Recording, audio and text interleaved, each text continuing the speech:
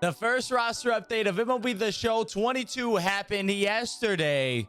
And that means now is the best time to start preparing for the next roster update in Diamond Dynasty. So in this video, we're going to go through, break down some early investments, some guys to keep an eye on over the next 2 weeks. Now, of course, as we're going through, do remember this. We're only going to talk about 6 guys. A lot of guys I'm not going to be able to mention.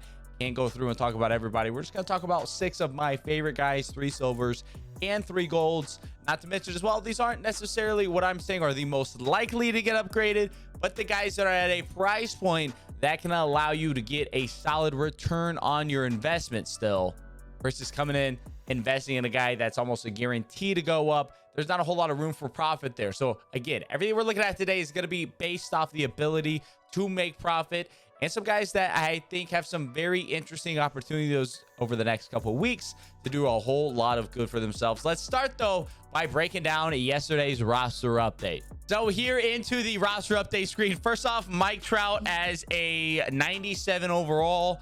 That's pretty wild. That's got to be the highest overall live series card we've had since they have changed the rating scale. We used to have all sorts of live series cards be 99s, but since they adjusted that, 97's got to be the highest overall we have. Also, that means that I think Mike Trout will have different colored lights if you pull him. Y'all pulled a Mike Trout and you got a video of it. I think it should be red lights now. Hit me up down in the comment section below. But he's a 97. J-Ram and Arenado are our new 90 plus overall diamonds to go along with Josh Hader. So 3 new 90 plus diamonds. Rizal Iglesias is our first brand new diamond closer for the Angels. This was a very aggressive update. They said during the push the button stream for this new spring cleanup program, feature program, this is the singular most attribute changes they've ever done in one singular roster update. We're only 2 weeks into the season. I think roster updates are going to be wild this year. It's almost like compensating a little bit for these quick sell changes. If they have these wild swings going from an 84 to an 87, we can still make a ton of subs doing so. So Rizal's up to an 87, Rodon 83 to 86, Lindor going up to an 85. I thought he had a lot of diamond potential. I was thinking maybe an 83, 84 topping out there. Maybe get him an 85 in the next update, but an 85 out the gate for Lindor. They are super aggressive with these roster updates so far. Ozzie Albies as well. Another guy I thought needed a little bit more time. They knocked him on the contact, gave him all the power in the world, a little bit of discipline. Boom. He's up to an 85. So lots of changes. Those are the new diamonds. Wander Franco knocking on the door of diamond at 84. Same with Rizzo with a +5 from one update. 79 to 84. Absolutely wild. Tommy Edmond with a big +3 as well. He is knocking on the door to diamond 2. Across the board updates to his offensive attributes. Ty France with that big upgrade he deserved. He's up to an 83 overall gold right now. +5 for him too. I'm telling you, man, lots of crazy updates. Musgrove with a +3, Wheeler -3. Couple more interesting ones I want to talk about very quickly. Pablo Lopez with the +4. Same with Josh Bell. I mean, dude, these are some wild updates. One though I want to point out real quick that didn't make a whole lot of sense to me is we had a -4 for Carlos Correa, which was very intense. One thing I want to know on him, he's currently in the midst of a 2-game multi-game hitting streak. Has he figured it out? Not so sure. Carlos Correa -4. Obviously the precedent and track record of being a much better player than 80 overall. If he figures it out, wow, he's gonna climb and shoot right back up to being a diamond. Shoot, it could happen in 2 weeks based off the volatility of these roster updates so far. One I did want to point out was Sandy Alcantara with a -1. They give him some pitching clutch, but -2 to the Ks per 9 down to 56. He hasn't struck out a lot of people so far this year, just 20 and 25.1 innings. I think he's going to start striking out more people, but a 7.1 Ks per 9, definitely not bad, but I suppose that is under the league average now with how strikeouts are becoming so popular. And of course, he has given up 10 walks and 25.1 innings. Same with 20 hits as well. But we're going to talk about him a little bit more later. I think he has a lot of potential to move forward still. First guy I'm looking at here over the next 2 weeks, he actually pitches today, the day of this video. He's going up against the Nasty. He's pitching in like 15 minutes. So maybe he's gone out and pitched an absolute gem. This looks like a great call. Or maybe he's gone out, gotten his cheeks clapped, And y'all gonna think I'm an idiot for saying this, but Logan Webb, man, the stuff's still there, the potential's still there. I like a lot of the things he's doing. Just an 81 overall, that a plus 11 to his hits per nine, in case when I get him all the way up to an 87. That is a pretty significant jump. He's had a couple mediocre outings, but he's had some solid outings to go along with that as well. I still like a lot of what I'm seeing from Logan Webb this year. Most importantly, only 820 stubs on the sell now, so very, very affordable. A cost-effective entry into the Logan Webb market is out there still. He strings together a couple elite starts in a row over a one update period. We've seen the aggressiveness they're doing with roster updates. Logan Webb could be knocking on the door of Diamond in no time. Again, starting the day, he starts a good one today, pitches a gym. It's going to get the hype train rolling on him almost immediately. Next guy we're looking at here, Tommy Edmond, just got a big boost, but I think he is due for some more. Still hitting the ball very, very well, and he did get a plus 10 to his power versus right. But his power versus right is still only a 45. I think there is still a lot of room to grow on that front. I think he has some room to grow on the contact front as well. Tommy Edmond, he is being propped up so significantly by his defense that as his offense continues to grow and he continues to look like a guy who's hitting the ball much better this year, he's going to continue to fly up the overalls, get to higher tiers. Tommy Edmond's defense is so high, it's holding up his overall floor by a significant margin. It is the reason he's an 84 overall. His offense still has a ton of room to grow. He's been hitting the ball well this year. So as he continues to hit the ball well, his offense ratings will continue to go up and his overall will continue to improve. Lots and lots of room to grow there. Even after his big +3 update to an 84, he's still only 1865 sell now on the market, being just +1 away from going up to Diamond. Actually pretty close to being a quick sell value. Only a couple hundred stubs above that 1500 quick sell, so not a ton of risk there. The hype train can be rolling on him very quickly. I'm still a real big fan of Tommy Edmond. Definitely going to be looking to pick up some more over these next couple days as we head into this next 2-week roster update period. Like a lot of what I'm seeing from Tommy. Next guy we are going to be talking about here is Josh Bell. Josh Bell, I mean, maybe it's something in the water in Washington, D.C., because my man Josh Bell is putting together probably the best season he's put together in his career so far. He's in the midst of that. You can see he's up to an 82 overall, got a big boost in that last update.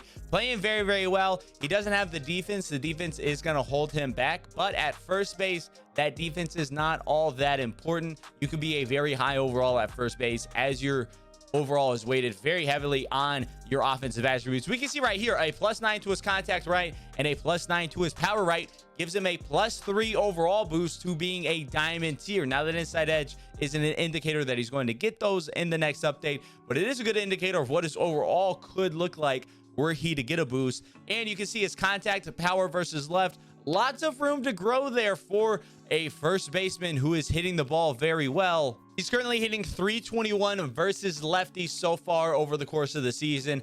That is not a 55 contact rating versus left. That is a contact rating versus left. That should be much higher than 55. I see him getting another boost of that if he continues this up over the next 2 weeks. In addition to all of that as well, he's striking out at a career low rate and walking at a career high rate. So maybe some vision and discipline. Those are already pretty high numbers. He got some boosts to those in this last roster update. But maybe not a more move there, but just an overall indicator of Josh Bell seeing the ball well, playing very well. You can see Diamond Josh Bell as a reality in the very near future. Now on to some silvers I'm looking at. We got 3 silvers we're going to talk about as well. As we mentioned at the start, Sandy Alcantara got bumped down to a 79, which was a little surprising. The stats he got bumped down on, he definitely wasn't performing well in those categories, but he's been performing very well overall. What it does though, it allows Sandy Alcantara to now be a cheaper investment. We can see his marketplace trend. We see that crash there as, of course, he's no longer a gold player. He's going to be a little bit more common in packs.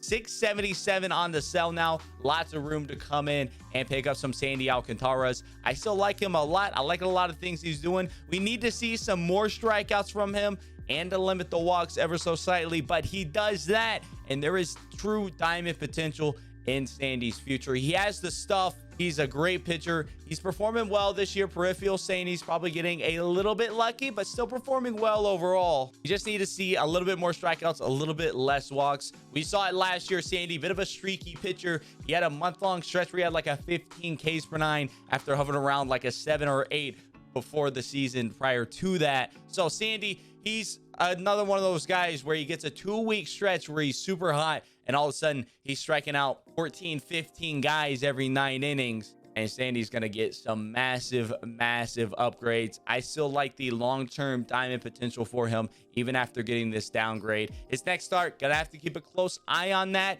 Could it be the start of the turnaround for him, so to speak, in terms of roster updates? Hopefully so. Still like Sandy a lot, still holding on to quite a bit as well, and only going to double down now that he's a silver. Next guy we're talking about here, tons of value. Real quick, I want to put on his price.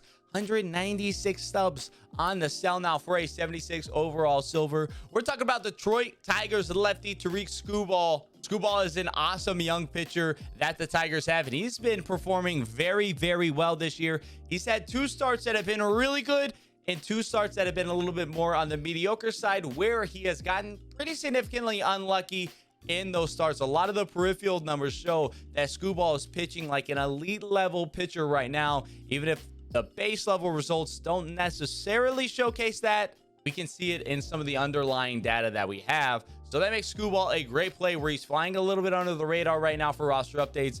That makes him cheaper at 196 stubs. And it's only a matter of time before some things start falling his way a little bit more, and he's putting up elite dominant pitching performances. And it's not as if he's pitching bad right now on the service level by any stretch of the matter. 63 on the hits per 9, 59 on the Ks per 9. Tons of room to grow on those two. And when we look at some of the pre-field numbers, he has an extremely low left on base percentage, hovering around like 50% right now. That's generally a sign of some unluckiness. Has a really high batting average on balls in play against as well. So a lot of the hits he's given up are falling in for hits versus getting outs. That's a little bit unlucky. And a lot of guys getting on base or ended up scoring against Skubal, which again, a little bit more unlucky as well. But he keeps performing how he's been performing, starts to strike out a few more, limit a couple hits, and not allow home runs. We can see a 38 home runs per 9 rating. Tons of room to grow there. Stops allowing some home runs. It's an upgrade there, a little upgrade, hits per 9, Ks per 9. The long-term potential for a guy like Skubal is definitely there, and he's pitching like a guy that has shown flashes of being an elite level pitcher for the Tigers this season. Like a lot of what I'm seeing, I especially love being able to get in a guy at 200 subs apiece. Last guy we're going to be talking about here, it is JP Crawford. Just got a really big upgrade in the last roster update, so maybe not going to be the ultimate play here for this one, but my man JP has a ton of room to grow still. 43, 45 power versus right and left. Currently has over a 200 isolated power. His ISO numbers very positive for a guy that's not known as a power hitter as well. For example, last year he had a 103 isolated power in the 2021 season, 225 so far here in 2022. That power number is starting to come through a little bit for a guy like JP Crawford, whose overall is not carried at all by his power. 43 and 45. So if he can continue to get power upgrades, the sky is really the limit for JP. That's really what it's going to come down to. Can he continue to increase his power ratings? As his power ratings go, so will his overall increase as well. We can see location wise, just 355 on the sell now, so below what an 80 overall gold quick sell value would be. I like JP. I like him a lot. He's got a lot of room to grow. He's showing some power this year. If he can continue to showcase that power this year, I feel confident he can get some significant upgrades throughout the season. So that is what we have for this video today. Those are 6 guys that I like a lot and guys that I'm keeping my eye on over the next 2 weeks. Yeah, let me know down in the comment section below, who are some guys you are keeping your eye on over the next 2 weeks heading into the second roster update here at MLB The Show 22. As always, y'all enjoyed the video. Definitely be sure to leave a like and subscribe. And if you watched this far and you want to get early access to videos just like this, consider becoming a channel member today. Supports the channel and supports me and what I do as a full-time content creator. Allows me to continue to devote all my time and effort into pumping out this content, streaming on Twitch, all those fun things that we do, all possible because of the support from y'all. So I do appreciate it. If you want to take it to another level again, consider becoming a channel member today. Until next time though, I'll catch y'all around.